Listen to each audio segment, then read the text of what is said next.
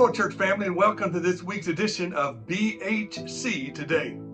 In Ecclesiastes, the Bible says, "There is a time for everything and a season for every activity under heaven." I believe timing is so important in all areas of life, even in the Bible, especially in the Christmas story. If you were at church last week, I preached a dramatic monologue from the perspective of Joseph when he and Mary went to Bethlehem, where she gave birth to a son. As you think about the timing of the birth of Jesus Christ, it's absolutely amazing. Some people think it's a coincidence, but others say it was the divine plan orchestrated by God.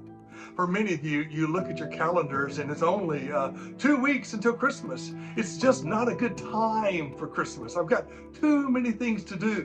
We just think there's so many things going on that it's not a good time. Well, think about Mary.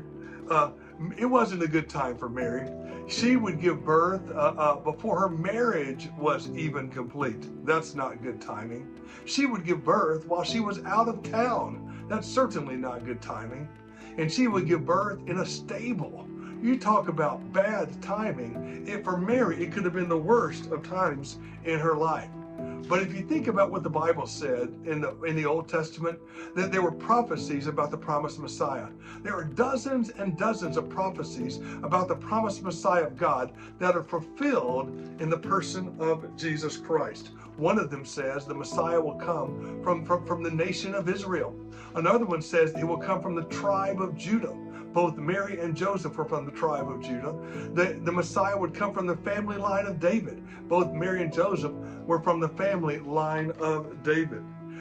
In Micah, the prophet said the Messiah, would be born in the town of Bethlehem. Do you see God working here?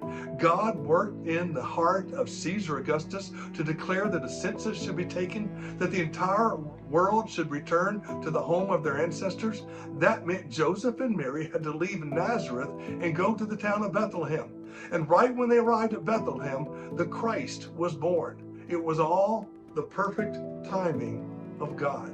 Later, they were visited by wise men, yet another perfect timing of God. Many times things happen in our lives and we say, it's just not a good time for this. But the truth is, it's always a good time. You see, God is never late. God is never early. God is right on time. So my hope and prayer for you is that you will embrace the Christmas season, the timing of God, and know that our God is sovereign and loving, and He is in total control of even the timeline of your life. So when we get harried, we may need to slow down. When life gets out of control, we need to take a step back. But even so, remember that God is in control of the time. And as we approach the Christmas season, may we rejoice and give thanks to God for the perfect timing of sending His Son into the world. May God bless you today and be encouraged.